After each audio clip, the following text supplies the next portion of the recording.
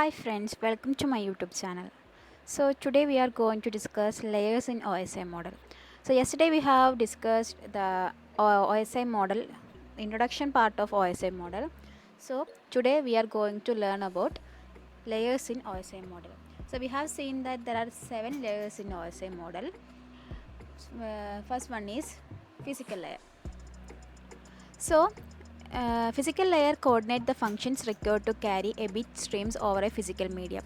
So, physical layer coordinates the functions required for carry a bit streams over a physical media. So, we have to send data over a physical media such as wire, cable, etc. So, it deals with the mechanical and electrical specifications of the interface and transmission medium. It also defines the procedure and functions that physical devices and the interfaces have to perform the transmission to occur. So to occur a transmission, there are some functions or there are some procedures to occur. So this is done by the physical layer. The figure shows the position of the physical layer in the OSI model. So and also the physical layer with respect to the transmission medium and data link layer. So in between the transmission medium and data link layer, physical layer occurred, and the physical layer is responsible for movement of individual bits from one hop to another. So hop means one node, so one device to another device.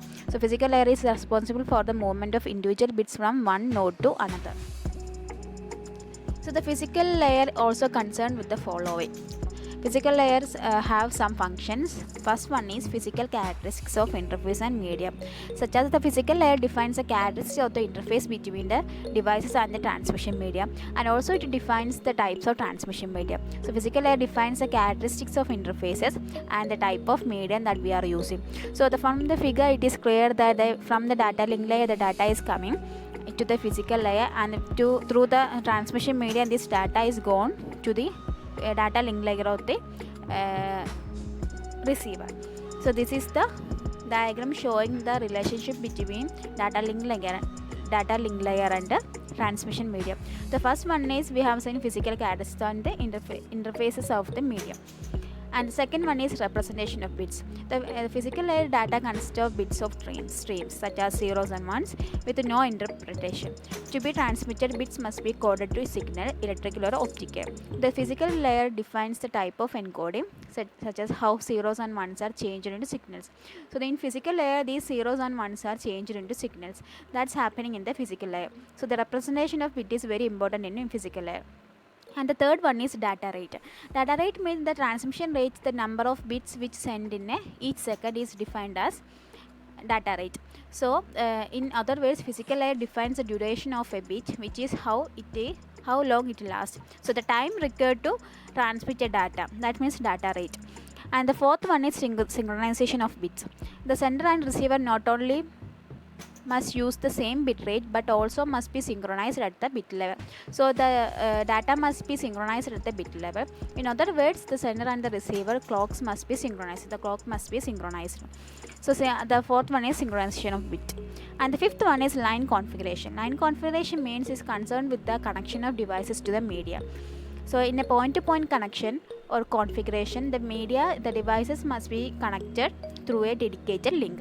In a multi-point configuration, a link is shared among several devices. So that's all about the line configuration. And the sixth one is physical topology. Physical topology we have already discussed: star topology, bus topology, mesh topology, hybrid topology, and ring topology. So these are the physical topology, how the network is made. So how the devices are connected to make a network. The devices can be connected by using a mesh topology or star topology or ring topology or bus topology or a hybrid topology. So that's all about the physical topology. And the seventh one is transmission mode. The physical layer also defines the direction of transmission between two devices. So this also we have discussed in early, and simplex, half duplex and full duplex communication. So in simplex mode only one device can send and the other only receive. And simplex mode in one way communication, and in a half duplex mode the two devices can send and receive but not at the same time. In full duplex mode and the devices can send or receive at the same time. So that's all about the physical layer functionalities of physical layer. So the next layer is data link layer. Data link layer is the second layer above the physical layer. The data link layer transforms the physical layer, a raw transmission facility, to a reliable link. It makes the physical layer appear error-free to the upper layer network layer. So it makes the error-free to upper layer, that is network layer. So the figure shows the relationship of the data link layer to the network and physical layer. From the figure it is clear that the network layer, in between the network and data link layer, the data link layer, there are transmission of data, and the figure shows the relationship of the data link layer to the network and physical layer. So we have already discussed the functionalities or responsibility of the physical layer, and we are now going to discuss about the functionalities and functions of data link layer. So the next one is, first one is framing. The framing means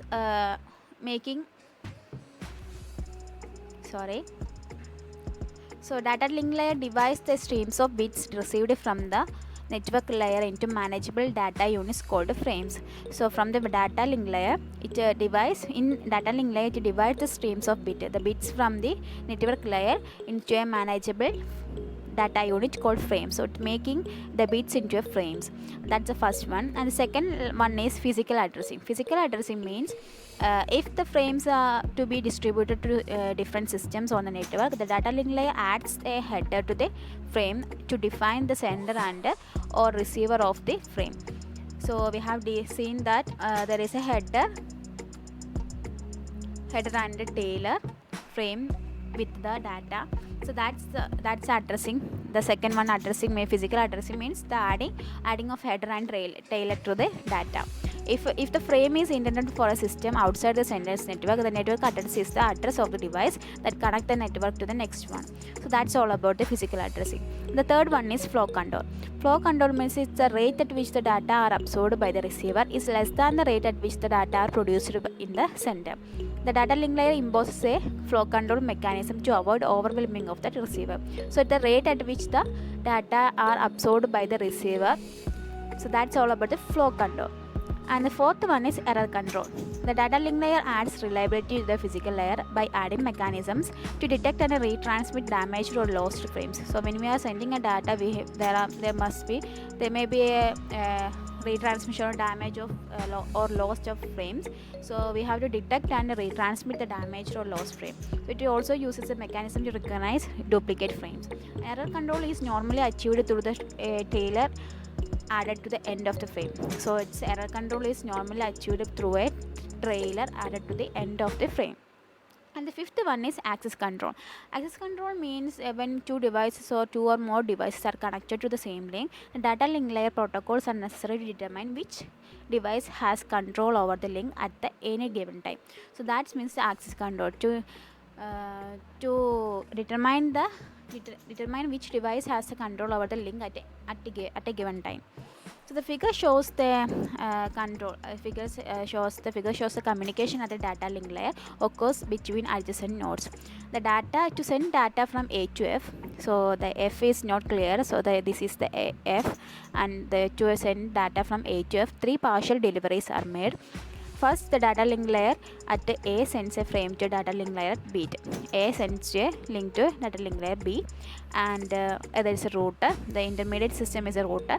And second, in the data link layer at B sends a new frame to data link layer E. So E sent to a E. And finally, the data link layer at E sends a new frame to a data link layer at F. So the transmission occurs from A to B, B to E, and E to F. So in a way, A sends data to the F. And finally, note that the frame that are exchanged between the 3 nodes have different values in the header. So the header values of these nodes is different because its destination is different from one another.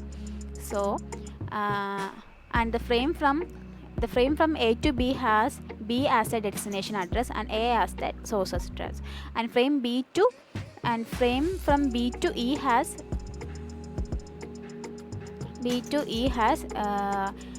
E as the destination address and B as the source address. And frame E to F has the F as the destination address and E as the source address.